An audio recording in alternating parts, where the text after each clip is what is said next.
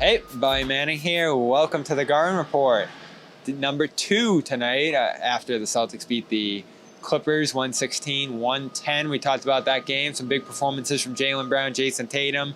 One that always goes under the radar is Robert Williams. 12 points, 6 rebounds, block, 4-4 shooting, super efficient at the basket, and even made a nice move underneath to finish and score early in the game and secures a late lead with dominant defense. Got to play with Al Horford in that starting unit again, and we kicked around last game where they should reunite that group. You can go check that out from after the Celtics beat the Rockets. But right now, Rob, whether it's starting, whether it's coming off the bench, he's just looking more and more like himself each game. And to find him offensively, he's looked good defensively, but 12 points is most since Game 6 against the Heat. They were looking for him tonight. You could tell, had a few mistakes, including that transition run. But overall, Rob looks like Rob right now. He does for sure. And that's exactly what you want to see if you're the Celtics. I don't think too hard about who's starting, who's not starting. Right now, you just want to see Rob pass the eye test. We're going into the new year. Still plenty of basketball left to play throughout the regular season. And you got to make sure that Rob's going to be 100% or as close to it as possible when it comes to the postseason. So I like him with that second unit. I think it strengthens them, obviously, on the defensive end, but it also can get him going on offense. And, you saw stretches against the Clippers where he's just a problem for opposing teams. And I think those 2-3 minutes, whether it's him making defensive stops or running the floor, or it seems like at least every other game he's getting at least one of those alley-oops. I just think it causes problems, and I think it's only going to get better as he continues to get more comfortable being back out there. They're doing some of the things they used to do, too, in terms of him playing off the worst shooter out there. I think he was covering John Wall at one point,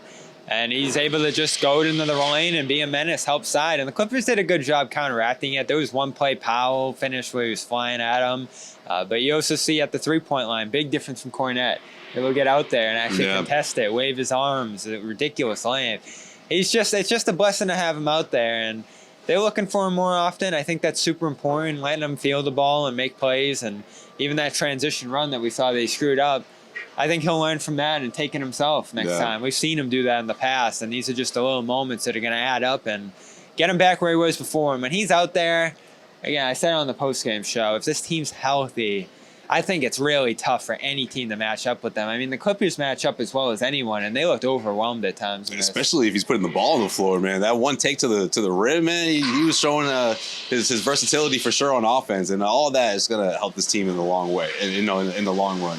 I want to see him continue to progress that side of the floor, and I'm not worried about his defense, what he does on in terms of switching with guys and guarding the perimeter. I mean, he knows that stuff. A lot of that stuff is just muscle memory at this point. And I think that we're starting to see those signs, of him picking things up and him just, picking up where he left off. I think where he can really step things up offensively, I think that's what's really going to make this team tougher, especially if he's still with the second unit as it helps him sort of, progress into finding his own way, compared to what we saw last year.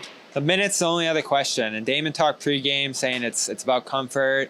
It's about the communication between those two, how he's feeling. Rob, when you talk to him, he doesn't say there's any issues or setbacks, anything like that.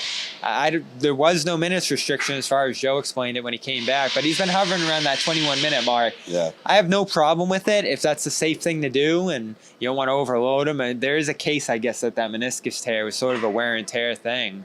But you also don't want to go too light on him. And we've talked about the difference between Ime and Joe.